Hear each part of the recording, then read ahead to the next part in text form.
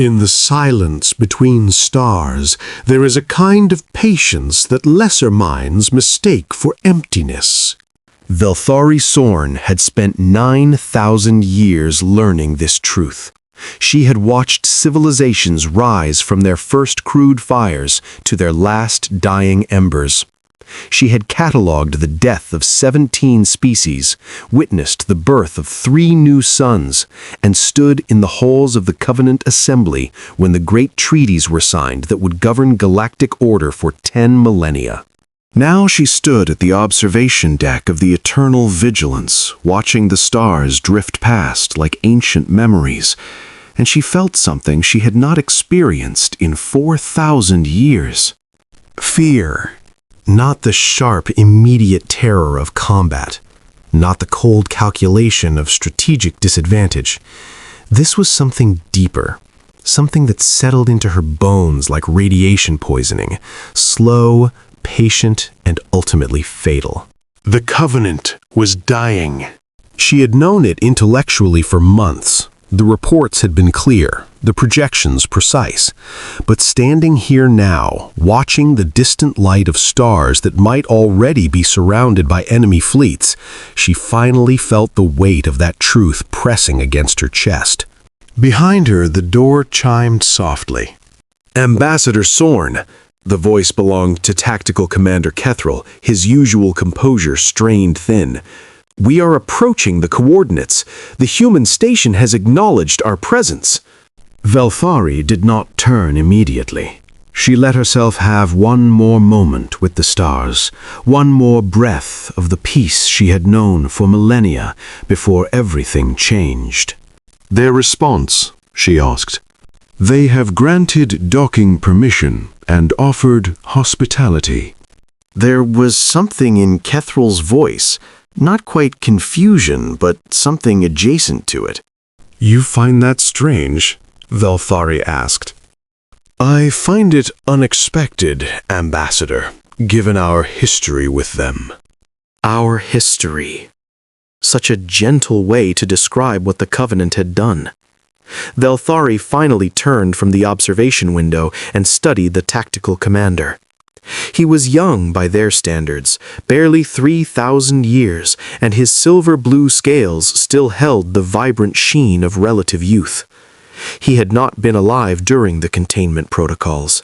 He had not watched as the Covenant systematically ensured that humanity would never spread beyond their single, fragile world. "They are a patient species," Velthari said quietly. "More patient than we gave them credit for." Kethril's inner eyelids flickered, a sign of discomfort among their kind. "The Council believes they will refuse us. They argue this mission is futile." "The Council," Velthari replied, moving toward the door, "has believed many things about humanity that proved incorrect. Perhaps this will simply be one more." She did not mention what she truly feared, that humanity would not refuse them, that they would listen, that they would understand exactly what the Covenant was asking for, and they would smile that strange, patient smile she had seen in recordings, and they would say, yes. That possibility frightened her more than any refusal could. The human station was not what Velthari had expected. She had reviewed the intelligence files, of course. She knew that humanity had broken containment 73 years ago, had somehow developed faster than light travel, despite every obstacle the Covenant had placed in their path. She knew they had spread to a handful of systems, established colonies, built ships. But knowing these things intellectually and seeing them were very different experiences. The station hung in the darkness like a collection of mismatched components welded together by desperate hands. There was no elegance to it, no sweeping curves or luminescent hull plating like Covenant vessels possessed. It was purely functional. Habitation modules connected by exposed corridors, industrial sections bristling with antennae and sensor arrays, docking arms that extended outward like skeletal fingers. "Primitive," Kethril murmured beside her, and there was relief in his voice. He wanted to believe humanity was still manageable, still contained by their technological limitations. Velthari said nothing. She was watching the sensor data, and something in it troubled her. The readings were inconsistent, flickering at the edges of resolution, almost as if the station was interfering with their instruments in ways that should not be possible. She filed the observation away and did not share it. The docking process was efficient. Human guidance systems integrated with their own seamlessly, which was unexpected given the apparent technological gap.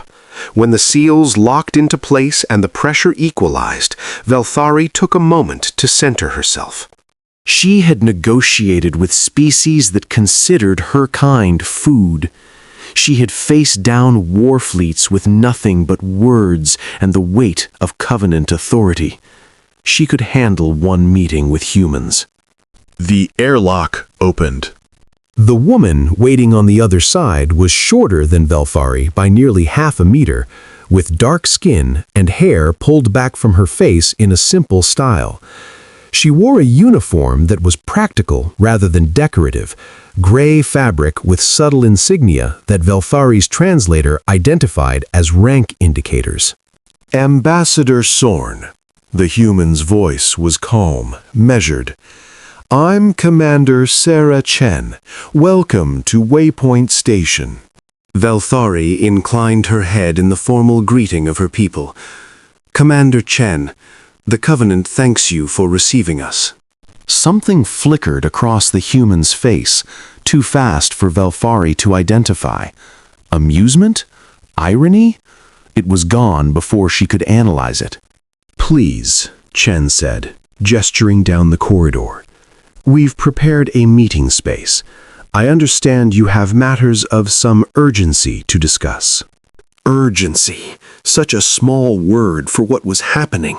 Velthari thought of the casualty reports she had reviewed before departing. 12 worlds lost in the past cycle alone. Billions of lives extinguished like candle flames in a hurricane. The Covenant had existed for 40,000 years, and now it was being systematically unmade by an enemy that showed no interest in negotiation, no capacity for mercy. Yes, Velthari said, matters of some urgency. She followed Commander Chen into the station, and Cathrall fell into step behind her. The corridors were narrow by Covenant standards, the lighting slightly dim, the air carrying unfamiliar scents, recycled atmosphere, machine oil, something that might have been cooking food. Everywhere they walked, humans watched them. Workers paused in their tasks, technicians looked up from their stations, children peered around corners with wide eyes. None of them seemed frightened, none of them seemed hostile. They seemed curious. Velthari found that oddly unsettling. The meeting room was small and sparse. A table, chairs designed to accommodate multiple species, a screen on one wall currently displaying a star chart. There was water provided, and something that smelled like heated plant matter. Tea, her translator supplied. Commander Chen sat across from Velthari, her hands folded on the table in front of her. There were other humans in the room, 2 officers standing near the door, a technician monitoring equipment in the corner, but Chen was clearly the authority here. Before we begin, Chen said, I want to be direct about something. We know why you're here, Ambassador. We've been monitoring Covenant communications for some time. We know about the Devourers. We know how badly the war is going. Velthari felt her secondary heart stutter. They knew. How much did they know? How long had they been listening? The Covenant's encryption was considered unbreakable, and yet... You seem surprised, Chen observed. Your species was not supposed to have access to that level of technology, Velthari said carefully. No, Chen agreed. We weren't. She didn't explain further. She didn't need to. The implication hung in the air between them like a weight. Velthari chose to press forward, Time was not a luxury she possessed. Then you understand the situation. The Devourers have destroyed the Outer Covenant territories. Our fleets have been decimated. Our allies have either fallen or withdrawn to protect their own borders. In 7 cycles, perhaps fewer, they will reach the core worlds. And you need help, Chin said. Yes. The word tasted like ash in her mouth. 9,000 years of pride, of certainty and covenant superiority, reduced to a single syllable spoken in a cramped room on a station built by a species they had once considered barely sapient. Chen nodded slowly. Tell me about them. The Devourers. Not what's in the official reports. Tell me what they're actually like. It was a strange request. Velthari had expected demands, conditions, perhaps even gloating. She had not expected genuine curiosity. They are relentless, she said, searching for words that could capture what she had witnessed. They do not negotiate. They do not accept surrender. They consume worlds, not for resources or territory, but for we do not know why. They leave nothing behind, not ruins, not bodies, not even dust, just emptiness where civilization once existed. How do they fight? Their vessels outnumber ours 10 to 1. Their weapons are beyond our understanding. They seem to manipulate the fundamental forces of reality itself. We have theories, but no certainties. What we know is that every engagement ends the same way. We delay them, briefly. Then we die. Chen absorbed this in silence. Her expression remained neutral, but there was something in her eyes, a sharpness, a focus, that reminded Velthari uncomfortably of predators she had encountered on primitive worlds. How many have you lost? Chen asked quietly. Velthari's voice caught. She had not expected that question, not phrased with such simple empathy. As of the last report, 47 billion sentient beings, 19 member species reduced to refugee populations, 8 species extinct. Chen closed her eyes briefly. When she opened them, something had changed in her bearing. Some wall had come down, or perhaps been raised. I'm sorry, she said. Truly, no one should have to witness that kind of loss. Velthari did not know how to respond. Covenant diplomacy had not prepared her for genuine compassion from a species they had wronged so deeply. We did not treat your people well, Velthari said, the words emerging before she could consider their wisdom. The containment protocols, the barriers we placed around your system. We told ourselves it was for the good of the galaxy, but you were afraid of us, Chen said. It was not a question. Yes. Why? Velthari considered the question carefully. Your species adapts too quickly, too unpredictably. In the span of time it takes most species to develop basic metallurgy, you went from wooden vessels to nuclear weapons. We calculated that if left unchecked, you would destabilize the galactic order within 1,000 years. And now? Chen asked. Are you still afraid of us? Velthari looked at this small human woman sitting calmly in a room that smelled of recycled air and pragmatic engineering, asking questions that cut through diplomatic artifice like a blade. Yes, she said honestly, perhaps more than before. Chen smiled. It was a small expression, barely a curve of her lips, but there was something in it that made Velthari's secondary heart quicken its pace. Good, Chen said. You should be, but not for the reasons you think. The next 3 days were consumed by meetings, briefings, and negotiations that stretched Velthari's diplomatic skills to their limits. The humans were not unreasonable. They did not demand concessions for past grievances. did not insist on territorial claims or political positions within Covenant hierarchy. What they wanted was simpler and more troubling. They wanted information, all of it. Every sensor reading, every tactical analysis, every fragment of data the Covenant had gathered about the Devourers. We need to understand them, a human scientist named Dr. Marcus Webb explained during one session. He was an older male with gray in his hair and a calm demeanor that reminded Velthari of the Covenant's most senior researchers.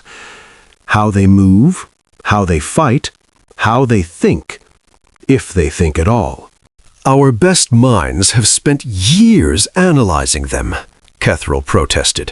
What could your species possibly discover that we haven't? Webb exchanged a look with Chen.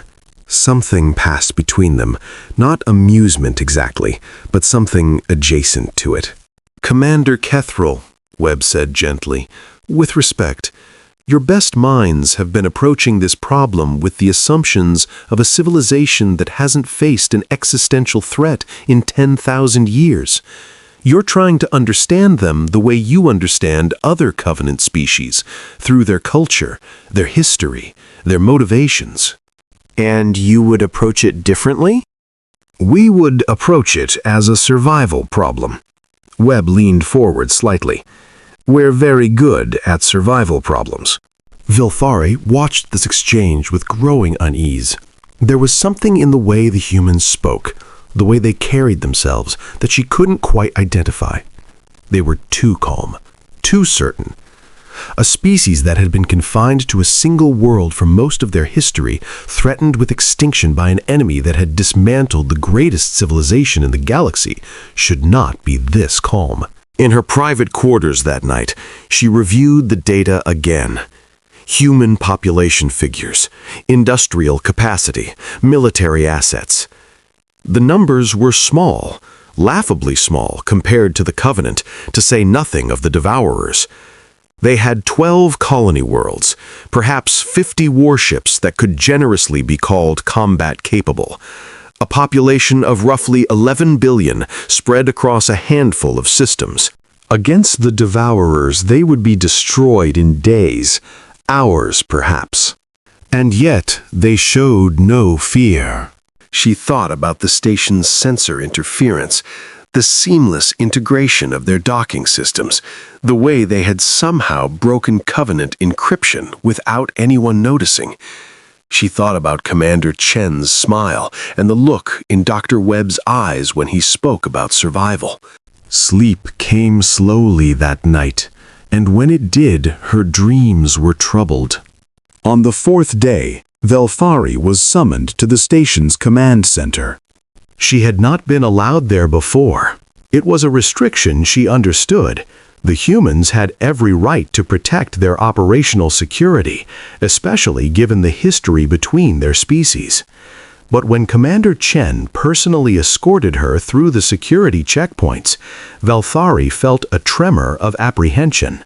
The command center was larger than she expected. Banks of displays lined the walls, staffed by technicians who moved with quiet efficiency.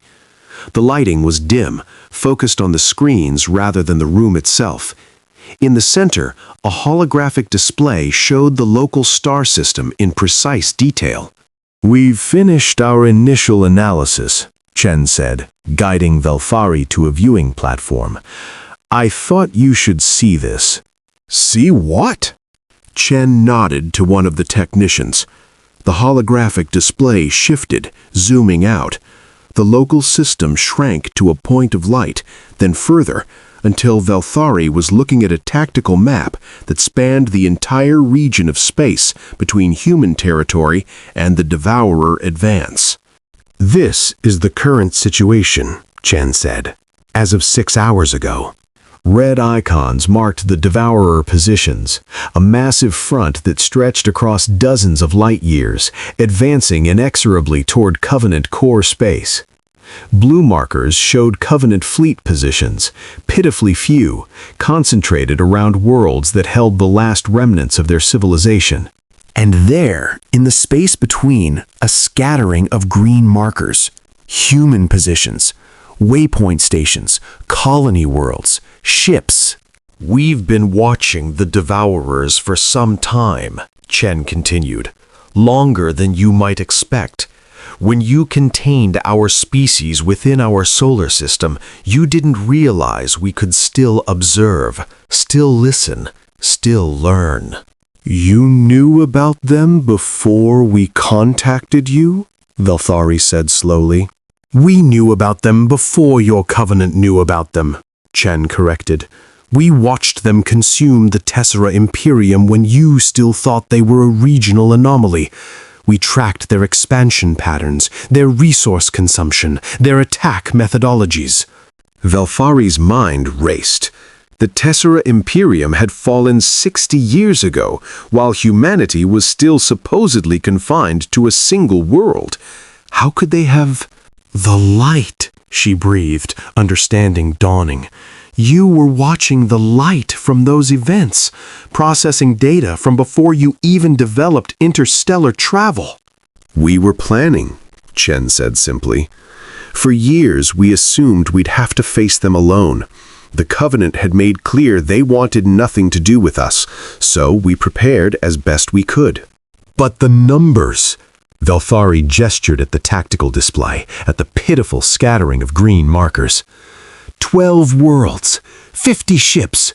Against that, she pointed at the red tide of devourer positions. Chen's expression didn't change. Those are the numbers you were meant to see. The holographic display flickered, changed.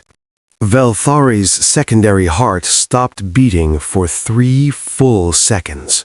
The green markers multiplied, not by factors of 2 or 3, but by orders of magnitude. Shipyards she had never detected orbiting brown dwarfs, fleet anchorages hidden in the gravity shadows of rogue planets, industrial complexes built into asteroids that had been classified as debris, installation after installation after installation, spreading across a volume of space that dwarfed humanity's official territory. What? Velthari's voice failed her.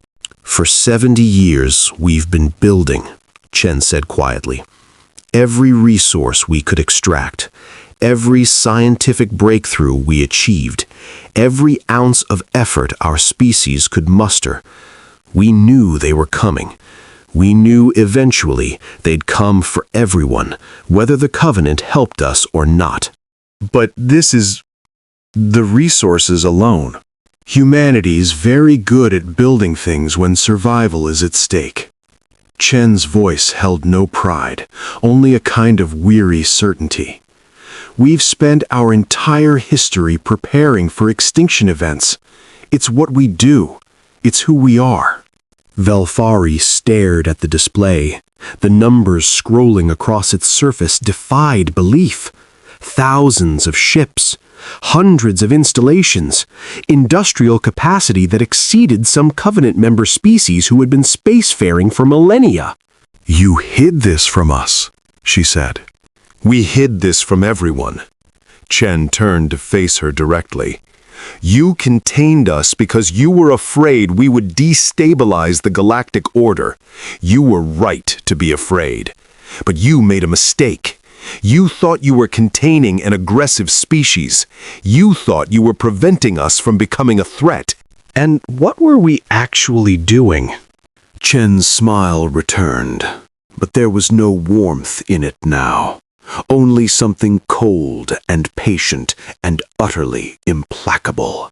You were giving us time to prepare. The following week passed in a blur of revelations that left Velthari's understanding of reality increasingly unsteady. The humans shared their data freely now, recognizing that secrecy served no purpose if the Devourers destroyed them all. And what they shared was extraordinary. Their analysis of the Devourers was decades more advanced than anything the Covenant had developed. Where Covenant scientists saw incomprehensible weapons and invincible ships, human researchers had identified patterns, weaknesses, vulnerabilities. They had developed theoretical countermeasures that were already in production across their hidden installations. Their weapons manipulate dark energy, Dr. Webb explained during one briefing. It's why your shields can't stop them. They're not attacking your physical hull, they're attacking the space-time the hull occupies. Your defenses were designed for a fundamentally different kind of warfare. And you have a solution? Kethril asked skeptically. Webb pulled up a schematic. We call it a phase lock system. Instead of trying to block the attack, we create a localized bubble of space-time that's quantum locked to a reference point. The attack still lands, but it can't actually affect anything inside the bubble, because the bubble's space-time is, for lack of a better term, somewhere else. Kethril's scales flickered through colors Velthari had never seen before. That's theoretically impossible. Theoretically impossible for physics as you understand it, Webb agreed.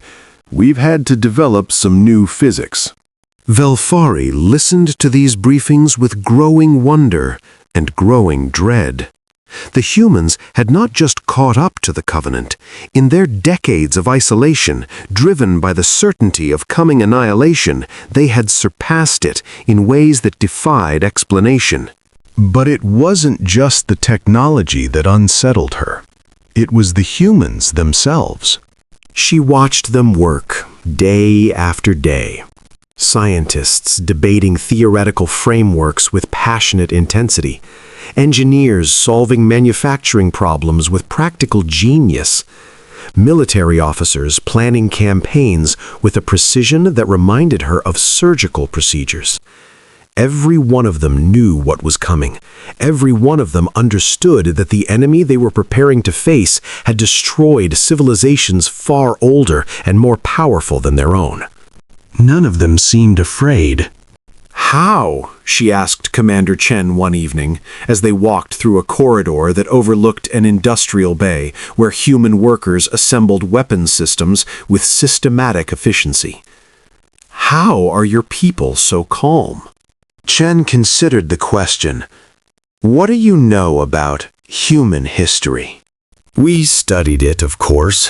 When we instituted the containment protocols, we needed to understand what we were containing. Then you know about our wars, our genocides, our near-extinction events. Velthari nodded. It had been one of the primary justifications for containment, humanity's demonstrated capacity for self-destruction. We've been here before, Chen said quietly. Not exactly here, but close enough. My grandmother was born in a refugee camp during a war that killed 70 million people. My great-grandfather survived a famine that claimed 20 million lives. My family tree is pruned by plagues and wars and disasters, going back as far as anyone can trace. She paused, watching the workers below. We're not calm because we don't understand what's coming. We're calm because we've been fighting extinction since before we could write. This is just bigger. But the Devourers are not like anything you've faced before. No, Chen agreed. They're not. But the feeling is the same. That cold certainty that everything you love might end tomorrow.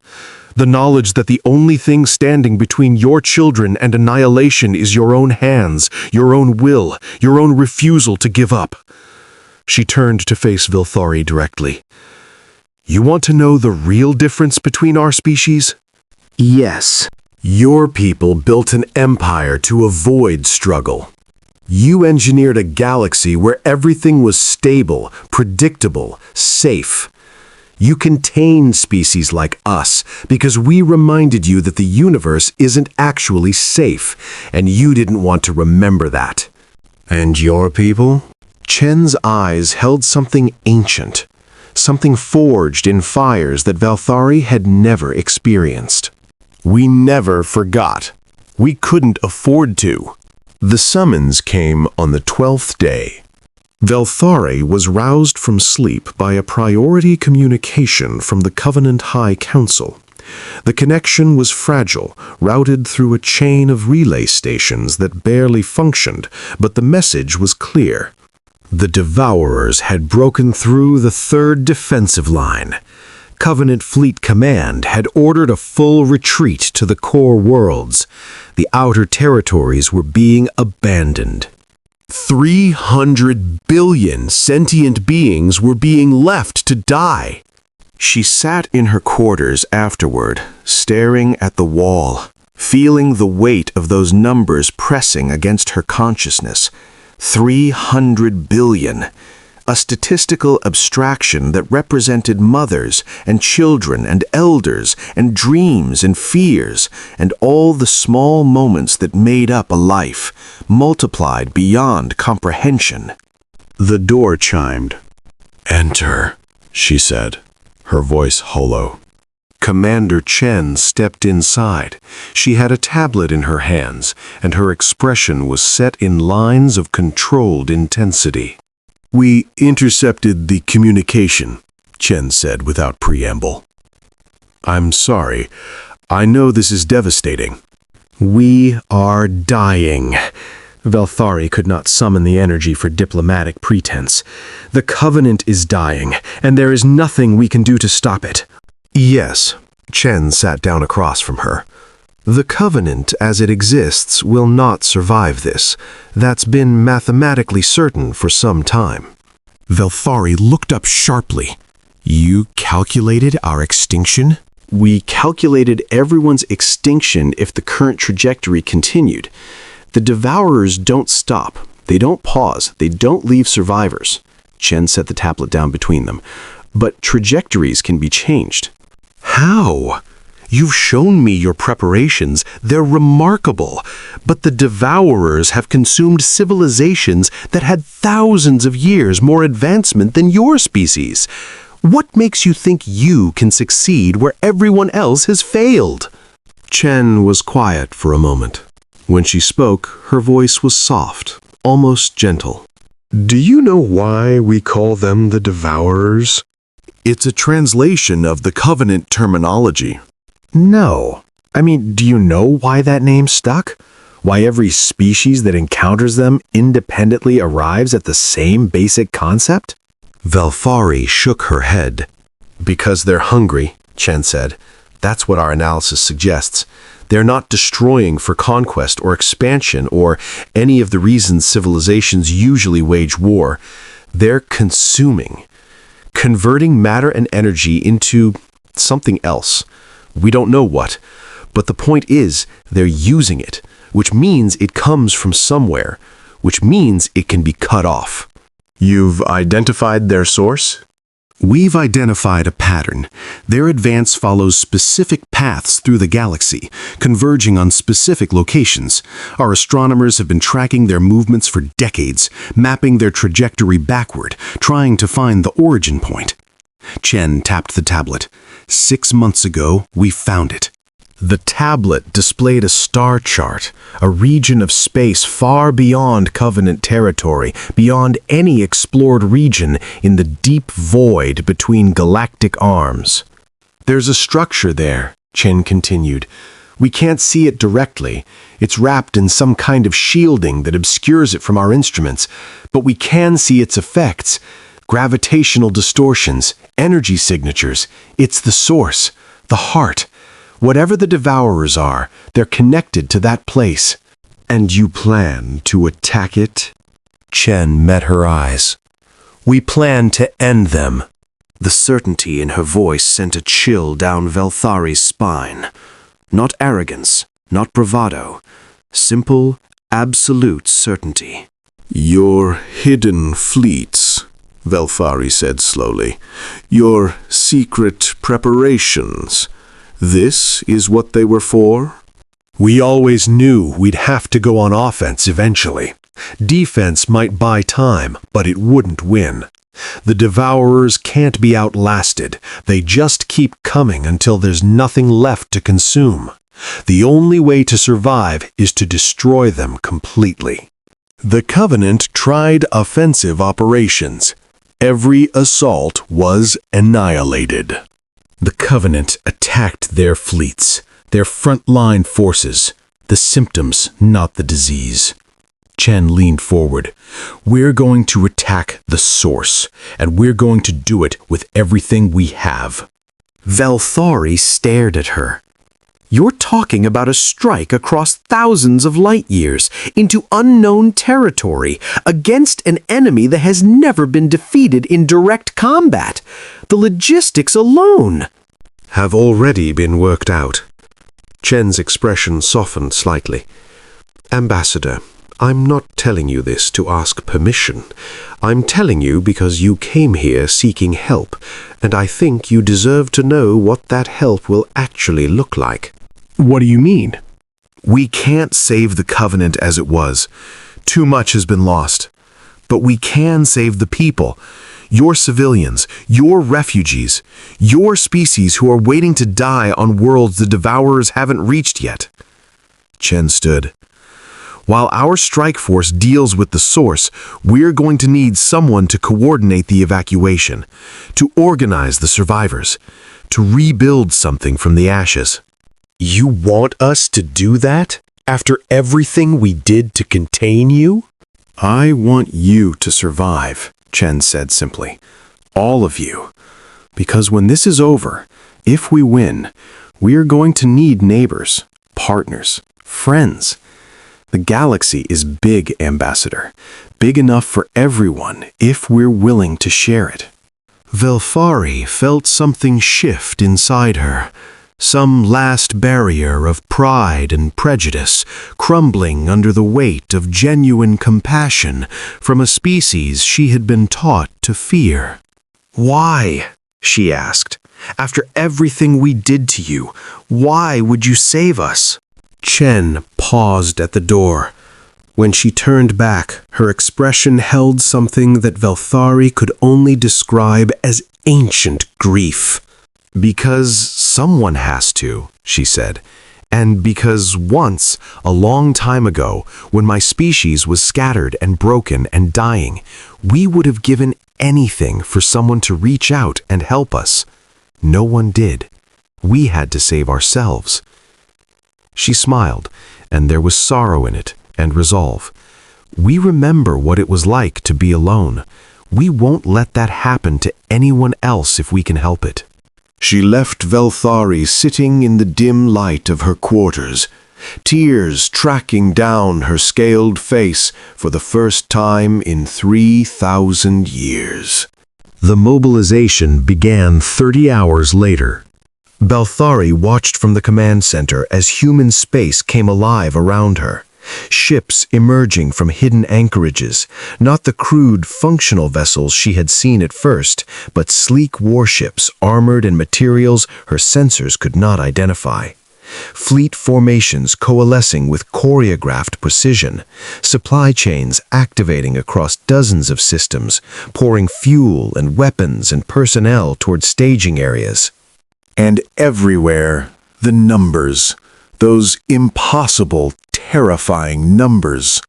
2,400 warships confirmed in the primary strike force, a human tactical officer reported, his voice calm despite the magnitude of what he was describing. Secondary elements will continue to harass Devourer fleet movements along the front lines. Reserve forces are holding position to assist with evacuation operations. 2,400 warships. The Covenant's entire remaining fleet numbered less than 1,000. How is this possible? Kethril whispered beside her. His scales had gone pale, bleached by shock. They were contained. They were supposed to be contained. We were looking for the wrong things, Velthari replied, equally stunned. We monitored their radio signals, their visible technology, their public development. We never thought to look for what they were hiding. No species could hide preparations on this scale, the resources alone. They hid it because they had to. Velthari watched another fleet group slide into formation on the tactical display. They knew we were watching. They knew we would intervene if we saw them as a threat, so they made sure we saw exactly what we expected to see: a small, struggling civilization slowly developing the ability to leave their solar system. And all the while, they were preparing for this, for the moment when they would need to save themselves, or save everyone else. The display shifted. New data streaming in from sensor platforms scattered across human space. The strike force was forming up now, a massive concentration of ships that dwarfed anything Velthari had ever seen. And at its center, something else. Something that made her breath catch in her throat. "What is that?" she asked. Commander Chen appeared beside her, her eyes fixed on the display. "We call it the Olympus. It's been under construction for 47 years. Her voice carried a weight of history that seemed impossible for someone so young. 3 generations of scientists and engineers worked their entire lives on that ship, knowing they would never see it fly. My grandmother's generation designed the concept. My mother's generation built the superstructure. My generation completed the weapon systems." The vessel on the display was unlike anything Velthari had encountered. Massive, nearly the size of a small moon, but shaped with angular purpose that suggested incredible speed despite its bulk. Energy signatures pulsed from its core, readings that fluctuated in ways that made her instruments uncertain. "It's powered by something our scientists can't explain," Velthari murmured, studying the data. "Controlled stellar collapse," Chen said quietly. "We captured a dying star 40 years ago, compressed its core into a stable configuration. The energy output is significant." Significant. Such a small word for readings that suggested output equivalent to a healthy yellow sun. "You built a weapon that uses a star for power," Velthari said slowly. "We built a weapon that can kill things that eat galaxies." Chen's voice held no pride, only grim determination. "We hope it will be enough." The tactical display updated again. The strike force was complete now. 2,400 warships arranged in formation around the Olympus, all of them powering up drives that glowed with contained fury. "It's time," Chen said. "We launch in 6 hours." In the 6 hours before launch, Velthari found herself walking through Waypoint Station with new eyes. She passed humans hurrying to duty stations, checking equipment, saying goodbye to loved ones with the quiet intensity of people who knew they might never return. She saw families gathered in common areas, children too young to understand being held close by parents who understood all too well. She stopped in a corridor where a young human woman, barely more than a child by Velthari's standards, was embracing an older man in a naval uniform. "Come back," the young woman was saying. "Promise you'll come back." "I promise I'll try," the man replied. "That's all any of us can promise." "That's not good enough." "I know," he pulled back, cupped her face in his hands. "But it has to be. Because I'm not just fighting for you, sweetheart. I'm fighting for everyone. All those people out there who don't have anyone to fight for them. They deserve a chance too." The young woman was crying now, but she nodded. "Save them. Save all of them." "We'll try," he said again. "We'll try." Velthari moved on, giving them their privacy, but the exchange stayed with her. She had witnessed countless moments of farewell in her long life, but there was something different about this one, something she struggled to articulate. It was the lack of pretense, she realized. The Covenant had developed elaborate rituals around death and departure, ceremonies that honored sacrifice while distancing the participants from its reality. Humans had no such distance. They faced the possibility of loss with raw, unmediated emotion. And they fought anyway. She found herself in the station's observation deck again, looking out at the gathered fleet. Thousands of ships, each one crewed by humans who knew what they were facing. Each one preparing to jump across the galaxy to face an enemy that had never been defeated. You're wondering why we do it. Vilthari turned. A human man stood beside her, old by their standards. His hair was white, his face lined with years, but his eyes were bright and aware. You're from the strike force, she observed. Admiral James Holbrook, retired. He smiled at her confusion. They called me back for this. My granddaughter is commanding one of the battlecruiser groups. His gaze moved to the fleet. I tried to talk her out of volunteering. Didn't work. She wanted to fight? She wanted to matter. Holbrook shook his head slowly. That's what you don't understand about us, Ambassador. What none of the older species ever understood. We don't fight because we think we'll win. We don't fight because we're not afraid.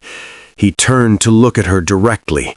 We fight because we can't stand the thought of doing nothing while the universe burns.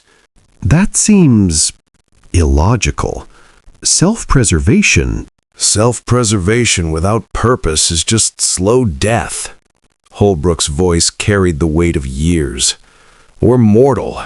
We only get a handful of decades and then we're gone. So we have to make those decades mean something. We have to build things, protect things, love things worth loving, and fight for things worth fighting for. His gaze returned to the fleet. Every person on those ships knows they might die. They're going anyway. Not because they're fearless, but because they've chosen something bigger than their fear. Velfari was quiet for a long moment. The Covenant has existed for 40,000 years, she finally said. We have mastered technology. We have eliminated most forms of suffering. We have built a civilization that spans a quarter of the galaxy. And yet when real danger came, you didn't know how to face it? We knew how to analyze it, calculate probabilities, develop optimal response strategies. Velfari's voice was soft. We had forgotten how to simply refuse to die. Holbrook nodded slowly. That's the thing about immortality, or the next best thing to it. You've got forever, so there's always tomorrow, always another chance. Death stops being urgent and becomes abstract. He reached out and tapped the viewport, pointing at a particular cluster of ships. See that cruiser, third from the left? That's my granddaughter's ship. She's 34 years old. She has a daughter of her own, 3 years old, a husband who loves her, a whole life ahead of her that might end tomorrow. That must be terrifying. It is. Holbrook's voice was gentle. But that's exactly why she's going. Because she knows what she's fighting for. Not abstract concepts like civilization or species survival. Her daughter, her husband, the life she wants to give them. That's worth dying for, Ambassador. Not because death is noble, but because love is. Velfari felt something shift inside her again. Another piece of understanding falling into place. We contained you because we feared what you might become, she said slowly. We thought that aggression, that drive to struggle and fight, was a threat to galactic peace. And now? Velfari watched the fleet, watched the ships that held all those fragile mortal humans with their impossibly short lives and their refusal to stop fighting. Now I think we misunderstood. What we saw as aggression was actually commitment to living, to meaning, to being part of something greater than your individual survival. She looked at Holbrook. We never understood that, did we? We had everything except the one thing that makes existence worthwhile. Purpose, Holbrook said. The willingness to risk everything for something that matters. Yes. Velthari's voice was very quiet. That. They stood together in silence, watching the fleet prepare to save a galaxy that had never shown humanity anything but contempt. The strike force launched at 0600 station time. Velthari watched from the command center as 2,400 warships engaged their drives in perfect synchronization. The tactical display bloomed with the light of their departure, coordinated jump trajectories that would carry them across the galaxy in a matter of hours rather than the months it would normally take. How? She asked Commander Chen, who had remained behind to coordinate the evacuation efforts. The distance, the energy requirements. We don't travel through normal space, Chen explained, her eyes fixed on the display. We punch through it, create temporary tunnels through the substrate of reality itself. She glanced at Velthari. Your scientists considered the theory and dismissed it as impractical, too dangerous, too unstable. It is dangerous. The calculations alone.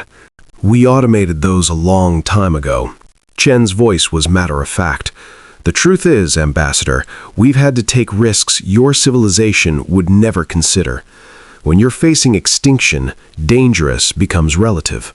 The fleet disappeared from the display as they jumped. For a long moment, there was silence in the command center. Hundreds of light years away, 2,000 warships were hurtling toward a battle that would determine the fate of the galaxy. Now we wait, Chen said, And prepare the evacuations. Yes. Chen turned away from the display, her expression shifting to focus on the more immediate task. We have 18 Covenant colony worlds in the path in the Devourer's advance. We're going to need every transport we can muster. The evacuation was chaos. Velthari had coordinated refugee movements before, but nothing on this scale. Billions of beings needed to be transported from worlds that would be consumed within weeks. Supply chains had to be established, destinations had to be coordinated. Medical facilities, housing, food production, all of it had to be created from nothing. And through it all, the humans worked alongside Covenant personnel with tireless efficiency. They asked no credit. They made no demands. They simply showed up, organized resources, solved problems, and moved on to the next crisis. Again and again, Velthari watched human volunteers push themselves past exhaustion to help species that had once voted to contain them. "Why do you help us?" she asked a human relief worker, a young man named David, who had been awake for 30 hours straight, coordinating food distribution for a refugee camp of 500,000 beings. "Because you need help," he said simply. "That's all. You need help. We can help. So we help." But after everything the Covenant did? "That wasn't you," David shook his head. "Those were decisions made by people a long time ago. We're not going to punish you for choices you didn't make." He smiled tiredly. "Besides, everyone deserves a second chance. Even civilizations." 3 weeks into the evacuation, Velthari received word from the High Council. The core worlds were preparing for siege. What remained of the Covenant fleet had established defensive positions around the most populated systems. It would be, everyone knew, a last stand. "They've given up," Cathrall said bitterly. "They're just waiting to die." They're doing what they can with what they have, Velthari replied. But she felt the same frustration, the same despair. For all the resources humanity had committed to the evacuation, they couldn't save everyone. The Devourers were advancing too quickly, consuming world after world. And the strike force was still silent. No communications had been received since their departure. Either the humans had found a way to mask their transmissions, or Velthari refused to consider the alternative. on the 37th day after the launch, the scanners detected the impossible. It started with anomalies at the edge of sensor range. fluctuations in the fabric of space-time that registered as errors on Covenant instruments, readings so far outside normal parameters that the automated systems flagged them as malfunctions.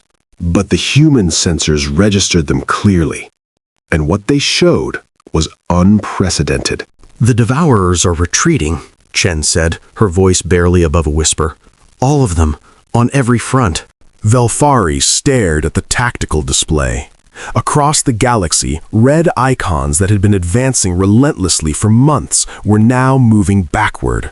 Ships that had been attacking Covenant worlds were disengaging, breaking off assaults mid-combat, turning and racing back toward the galactic void. "That's impossible," Kethril breathed. "They've never retreated, not once in recorded history." "They're not retreating," Chen said. "They're returning. To their source. Something is calling them back." The display updated. New data streaming in from deep space sensors that had been planted decades ago, waiting for this moment. And then they saw it. In the void between galactic arms, where the strike force had gone, space itself was burning. A sphere of distorted reality hundreds of light years across, pulsing with energies that registered on spectrums that shouldn't exist. At its heart, something vast was dying. "The Olympus," Sen said. "They reached it. They—" The display flickered, went dark, then came back with a single transmission, routed through relay stations that stretched across the galaxy, carrying a signal that had originated from the center of that distant conflagration. "All forces, all frequencies. This is Fleet Admiral Sarah Chen of the Human Combined Fleet." The voice was steady, but there was exhaustion in it, and pain, and something that sounded like grief. "The primary target has been neutralized. Repeat, the primary target has been neutralized. Devourer command and control is destroyed. Remaining Devourer elements are fragmenting. They're dying. All of them." A pause. In the command center, every being, human and Covenant alike, stood frozen. We lost a lot of good people getting here. A lot of ships, friends, family. Chen's voice wavered, then steadied. But we did it. We stopped them. The galaxy is safe. Another pause. Longer this time. "To all Covenant forces and all allied species, stand down. The war is over. We're coming home." The transmission ended. In the silence that followed, Velthari felt tears streaming down her face. Around her, she could hear humans crying, laughing, embracing each other with the desperate joy of people who had expected to die and found themselves alive instead. "They did it," Kethril said, his voice hollow with shock. "They actually did it." "Yes," Velthari's voice was barely a whisper. "They did." The fleet returned 3 weeks later. What came back was not what had left. Of the 2,400 ships that had launched, barely 800 remained combat capable. The others had been destroyed, crippled, or so badly damaged that they had to be towed home by their sisters. The Olympus itself was a ruin, its massive hull scorched and twisted, whole sections open to space, but still somehow functional enough to complete the journey. The casualty lists were staggering. Hundreds of thousands of humans dead, entire ship crews lost, families shattered, a generation of their best and brightest sacrificed to save a galaxy that had never shown them kindness. Velthari was there when the first transports docked with Waypoint Station. She watched the survivors disembark, exhausted humans in battered uniforms, moving with the careful precision of people holding themselves together by will alone. Commander Chen was among them, Not Admiral Chen, Velthari noted. She had refused the promotion, insisting it belonged to her predecessor, who had died leading the final assault on the Devourer Corps. Ambassador. Chen's voice was hoarse, her face drawn with fatigue and grief. But she managed a small smile. I hear the evacuation went well. 12 billion beings safely relocated. Velthari stepped forward, reaching out in a gesture she had seen humans use, a hand extended in greeting, in connection. Because of you, all of you. Chen looked at the offered hand for a long moment. Then she took it, her grip firm despite her exhaustion. We just did what we could, she said. Same as everyone. No. Velthari's voice was thick with emotion. Not the same. You could have left us to die. You could have used your hidden fleets to protect your own worlds and let the Devourers consume the rest. Instead, you saved us. All of us. At such cost to yourselves. Chen was quiet for a moment. When she spoke, her voice was soft. We couldn't save our own, she said. Not once throughout our whole history. Every time we faced extinction, we had to fight alone. We had to sacrifice our own children to buy a future we might never see. We had to become hard and cold and willing to do terrible things because there was no one else. She met Velthari's eyes. We couldn't save ourselves from that. But maybe we could save others. Maybe we could make sure no one else had to face the dark alone. Velthari felt her throat tighten. Your people call that stubbornness, an inability to accept fate. We call it hope, Chen smiled tiredly. The belief that tomorrow can be better, even when today is hell. The willingness to fight for something that might never come because the fighting itself matters. She squeezed Velthari's hand gently. It's not much. It's all we have. It's enough, Velthari said. It saved the galaxy. In the years that followed, the galaxy changed. The Covenant reformed, but not as it had been. Humanity sat on the new council, not as a dominant voice, but as an equal partner. The old structures of containment and control were dismantled, replaced with systems built on mutual respect and cooperation. Velthari Sorn lived to see much of this change. She served as the first Covenant ambassador to the Human Alliance, spending decades learning to understand the species she had once feared. She walked the streets of human cities, ate their food, heard their music, watched their children play in parks under alien suns. And slowly, gradually, she came to understand what had seemed impossible when she first arrived at Waypoint Station all those years ago. Humanity was not exceptional because of their technology, though that was impressive. They were not exceptional because of their numbers or their resources or their military might. They were exceptional because they had faced the fundamental truth of existence, that everything ends, that death comes for all things, that the universe is vast and cold and indifferent, and they had refused to accept it.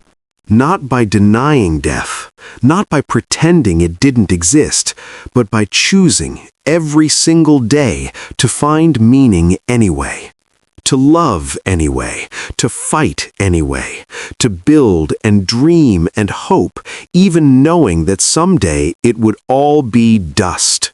That was their secret.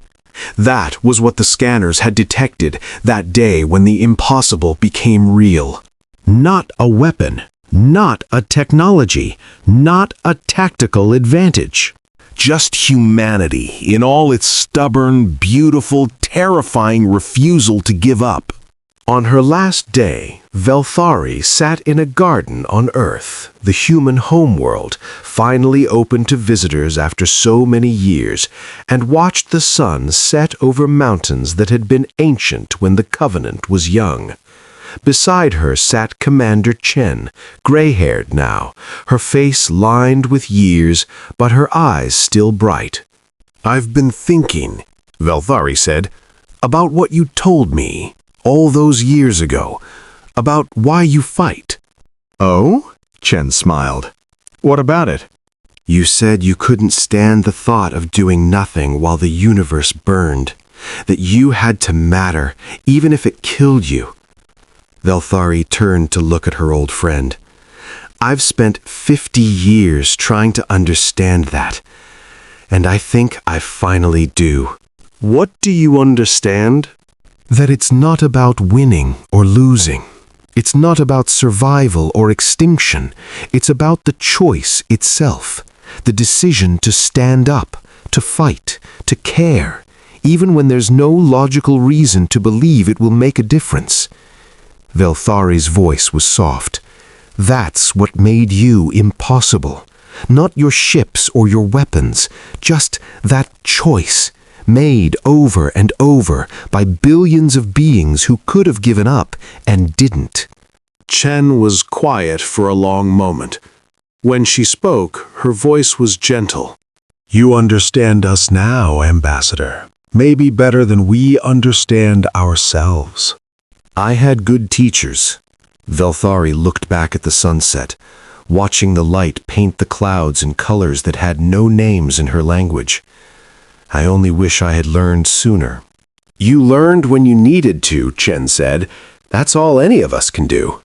They sat together in comfortable silence, two old friends from species that had once been enemies, watching the day end on a world that should have been destroyed, but wasn't. And somewhere in the stars above, the galaxy turned on, filled with life and light and the endless, defiant refusal of mortal beings to accept that the darkness would win. Not today. Not ever. Because someone, somewhere, was always willing to fight for tomorrow. And that was the most impossible thing of all.